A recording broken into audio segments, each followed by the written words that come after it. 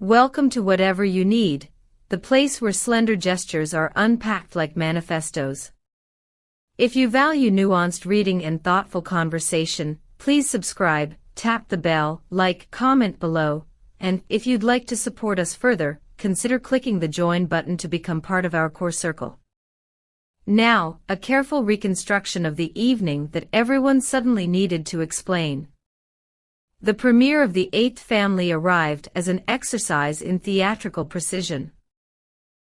Organizers laid the red carpet like a ribbon leading into the night's promise, lighting rigs turned dusk into theatrical noon, and the usual choreography of celebrity procession began. The event was designed to showcase cinema, couture, and reputations polished by years of technique and public performance. In such a setting, every tilt of the head, every micro-adjustment of a hem, and every whisper between two people can be magnified until it reads like proclamation. Barış, Baktaş and Yağmur Yüksel, both accustomed to expectation, entered with a practiced equilibrium. He projected a quiet composure, she retained a poised intensity, both appearing to move within the implicit rules of the machine. For much of their passage the motion resembled a study in harmonious counterbalance, selective eye contact, coordinated steps, and a mutual fluency that comes from shared experience in front of cameras. But the night pivoted on a minute rearrangement. Yağmur made a faint forward shift just as Barış softened his place, a mutual accommodation no more than an inch of posture. To the naked eye the motion was negligible, to lenses and to the culture that breathes through them, it was combustible. Social platforms perform an alchemy whose basic formula is simple: isolate a small action, repeat it relentlessly, and the public will lend it gravity. Within moments of the couple's step, short clips began to circulate. Raw footage, slow-motion replays, annotated stills, and captions that proposed motive as fact. The first interpretations were cautious. Within the hour they hardened into certainties. Was Yağmur asserting authority in the frame? Was Barış deliberately receding? Or were they merely two people navigating the same chaotic space where a flash, a seam, or a stray glare necessitates a tiny correction? The difference between fact and narrative is often one freeze frame. Where a physical room contains sound, scent, and exchange, a social feed contains only pixels and inference, and from these slender materials it constructs whole biographies. That evening, the collective imagination stitched meaning from the stitch of a foot. The affair took another turn when Elçin Sangu, a figure whose brief remarks carry proportionate sway, offered an observation that circulated like an imperative. Her comment was succinct yet suffused with implication. The sort of line that catalyzes camps. One faction embraced the remark as validation. Yes, microgestures belong to systems of visibility, and her voice merely named what many perceived but did not articulate. Another retorted that labeling an incidental motion as emblematic smacks of the same hunger for tidy narratives that starve nuance. When a public voice like hers punctuates a clip, the clip itself blurs into the commentary.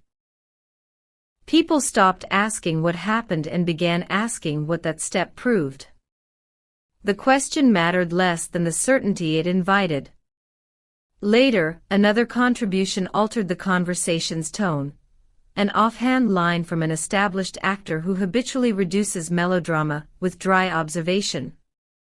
Without naming the protagonists, he suggested that the carpet's small exchange reflected familiar dynamics, Yağmur as forward force and Barış as the measured counterweight. For some listeners this remark was stabilizing. It normalized the movement by framing it as familiar behavior. For others it was incendiary, a single sentence weaponized as evidence of an entrenched pattern. Here, then, is a key point: public interpretation loves patterns. One small move, when placed beside a dozen other moments, can be generalized into character. Public memory is prone to transform a single instance into a motif. While feeds multiplied the step into a cultural artifact, the event inside continued to exist in quieter registers. Colleagues greeted each other with embraces that never sought a lens. Emerging actors tested their composure in hinterlands away from the flash. Producers and technicians exchanged small confidences that were never meant to be material for speculation. And, notably, Barış and Yağmur shared a private sequence of laughter and gentle physical reassurance after the formalities. Gestures that carried a softness absent from viral loops. Digital audiences rarely get these ordinary slices, they are too mundane to be lucrative. Yet they are precisely the kinds of exchanges that create durable bonds between two people who must survive the hypervisibility of public life. What does it say about modern attention that authenticity is, by definition, unshareable? One cannot understand the evening without acknowledging the invisible labor that shapes each frame. Stylists coach posture to flatter fabric and physique, publicists brief who stands where and when, photographers jockey for the angle that will carry best across timelines. These professionals collaborate in a marketplace where clarity is always a currency. In practice, then, a step forward could be any of several things. A calculated desire to capture optimal light, an instinctive move to prevent a dress from folding, an attempt to avoid a camera intruding on private space, or a performed claim on center. The problem arises when observers collapse these possibilities into single-meaning diagnoses. Premieres are not singular events, they are negotiated performances. Those negotiations are invisible to the public, which must then construct narratives from incomplete evidence. The debate split fast. One narrative insisted the step was an act of intentionality, Yağmur claiming her space, manifesting ambition through graceful assertiveness, with Barış offering steady support. This reading elevated the image, she as active protagonist, he as facilitative ally. The opposing narrative called out the instant rush to judgment. The clip was trivial, and had been weaponized by a culture hungry for signifiers of dominance and surrender. Neither camp could or would pause to admit the other's partial truth. In the rumor economy, some truths thrive only if stated sharply. The problem is not that people choose sides, the problem is that the complexity that might reconcile those sides, the laughter in the hallway, the whispered direction from a publicist, the adjustment for a seam, is rarely legible and thus rarely persuasive. When a small motion acquires moral weight on the internet, the subjects of that motion are forced into defensive or performative stances. They become interpreters of their own gestures, pressured to narrate what their bodies would otherwise let lie. Visibility offers them work, renown, and reward. It also subjects them to a tribunal of instantaneous meaning-making that has little appetite for nuance. Both Barış and Yağmur must navigate this ledger. To accept the narrative and adapt it, or to resist it and risk further misinterpretation. Either choice is another action the public will count as evidence. For those who must operate under constant scrutiny, a few pragmatic axioms apply: discuss center marks ahead of time, agree on discrete signals that protect privacy, prepare for inevitable misreading by acknowledging that not every step will be understood as intended. And for observers, a tempering suggestion.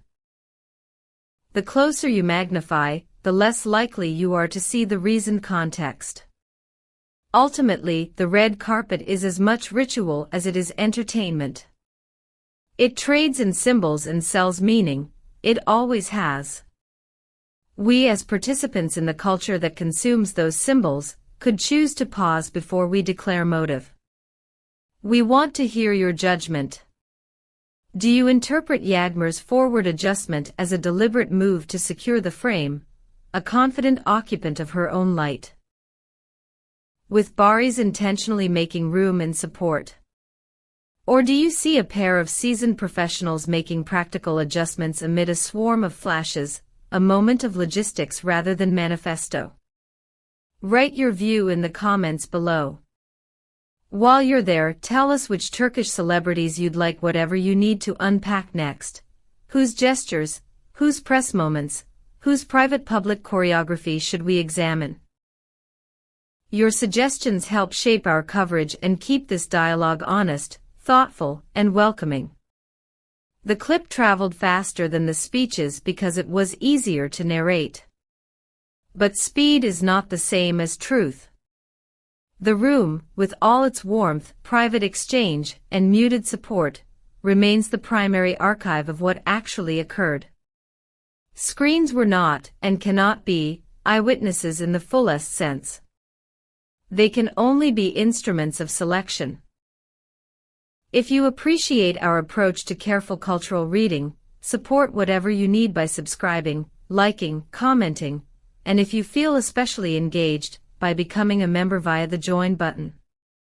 Your participation funds deeper reporting, richer analysis, and more space for the ordinary moments that deserve to be honored alongside the sensational ones.